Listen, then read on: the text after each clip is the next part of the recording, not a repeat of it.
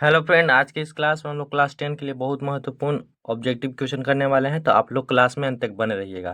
तो चलिए क्लास को स्टार्ट करते हैं। तो आज का हमारा सबसे पहला क्वेश्चन है कि प्रकाश वर्ष किसकी इकाई है। प्रकाश वर्ष जो है किसका मात्रक है। तो प्रकाश वर्ष आपका दूरी का मात्रक है। क्या दूरी का मात्रक है प्रकाश वर्ष। दूसरा क्वेश्चन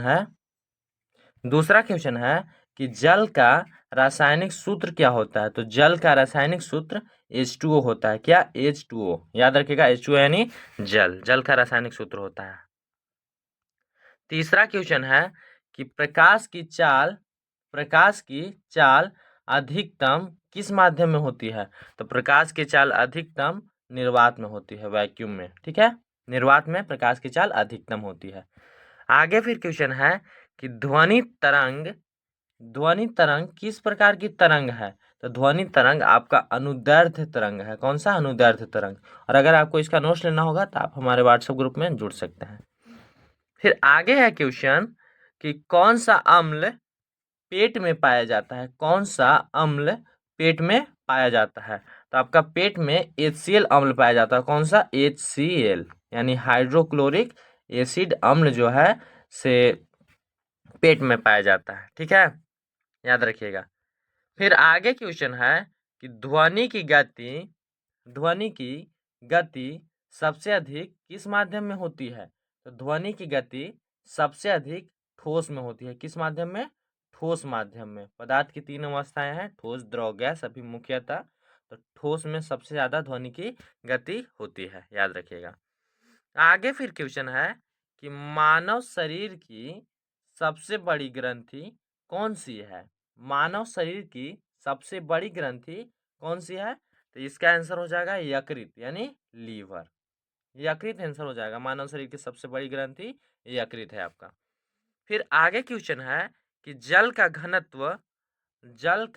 घनत्व अधिकतम किस तापमान पर होता है। तो जल का घनत्व अधिकतम 4 डिग्री सेल्सियस पर होता है। किस पर? 4 डिग्री सेल्सियस पर होता है, याद रखिएगा।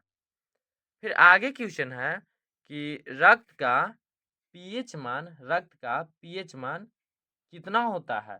तो रक्त का पीएच मान 7.4 होता है। कितना? 7.4 होता है। आप याद रखिएगा, जिसका पीएच मान 7 से कम होता है तो वह अम्लीय प्रकृति का होता है। जिसका पीएच मान 7 से कम होगा वह अम्लीय प्रकृति का, और 7 से ज्यादा होने पर क्षारीय प्रकृति का, और अगर 7 है तो लवण है या फिर उदासीन है। ठीक है, उदासीन विलयन है, याद रखिएगा आप। तो रक्त का पीएच मान 7.4 होता है। फिर आगे है कि किस गैस को मृत गैस कहा जाता है। तो नाइट्रोजन को। कौन सा गैस? नाइट्रोजन को। ठीक है। आगे क्वेश्चन है कि प्रकाश का अपवर्तन किस कारण होता है।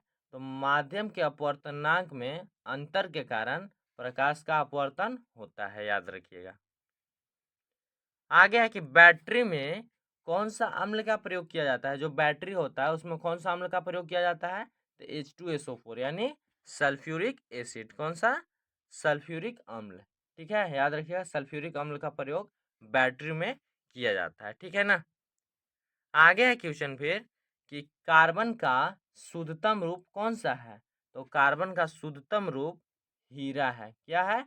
हीरा है। और कार्बन को हम C से प्रदर्शित करते हैं, यानी संकेत जो है कार्बन का सो C है। ठीक है, कोई दिक्कत आपको नहीं होगा। कि विटामिन C की कमी से कौन सा रोग होता है। विटामिन C की कमी से कौन सा रोग होता है। तो सकर्वी होता है। कौन सा?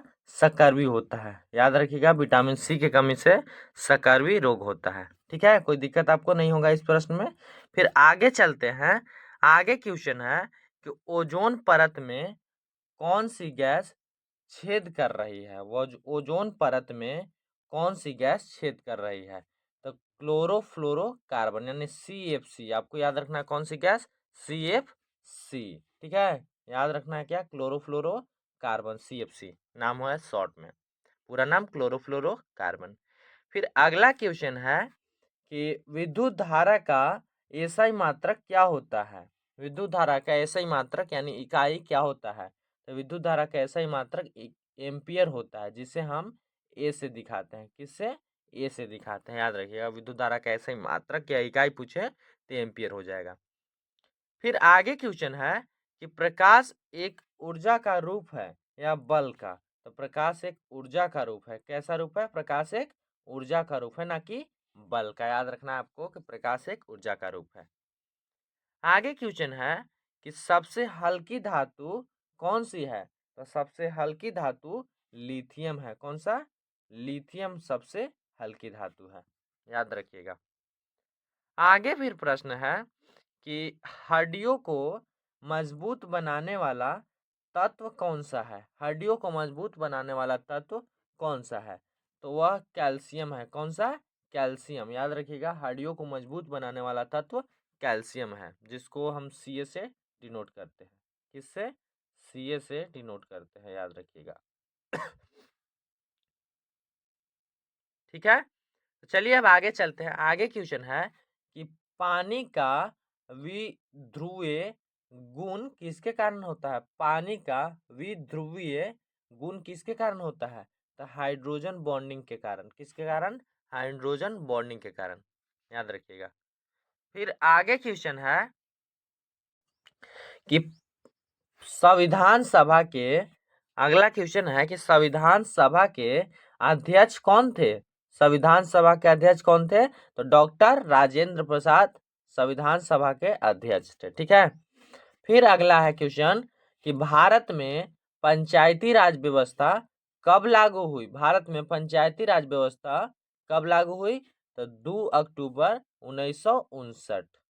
कब से कब लागू हुई? तो 2 अक्टूबर 1959। ठीक है, फिर चलते हैं आगे क्वेश्चन में कि भारतीय राष्ट्रीय कांग्रेस की स्थापना कब हुई थी? भारतीय राष्ट्रीय कांग्रेस की स्थापना कब हुई थी?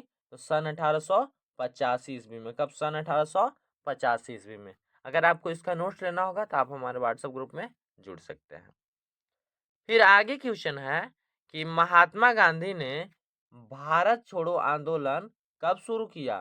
तो महात्मा गांधी ने भारत छोड़ो आंदोलन 9 अगस्त 1942 ईस्वी को शुरू किया। ठीक है, कब? भारत छोड़ो आंदोलन 9 अगस्त 1942 ईस्वी से स्टार्ट किया। ठीक है ना। आगे फिर क्वेश्चन है कि भारत का सर्वोच्च न्यायालय कहाँ स्थित है? तो भारत का सर्वोच्च न्यायालय यानी सुप्रीम कोर्ट नई दिल्ली में स्थित है। कहाँ स्थित है? नई दिल्ली में। ठीक है ना। फिर अगला क्वेश्चन है हमारा कि संविधान का अनुच्छेद 370 किससे संबंधित है? तो जम्मू और कश्मीर को विशेष दर्जा से संबंधित है। किससे? जम्मू और कश्मीर को विशेष दर्जा। फिर आगे और अंतिम क्वेश्चन है कि योजना आयोग का गठन किस वर्ष हुआ? योजना आयोग का गठन किस वर्ष हुआ था? तो सन 1950 में योजना आयोग का गठन हुआ था।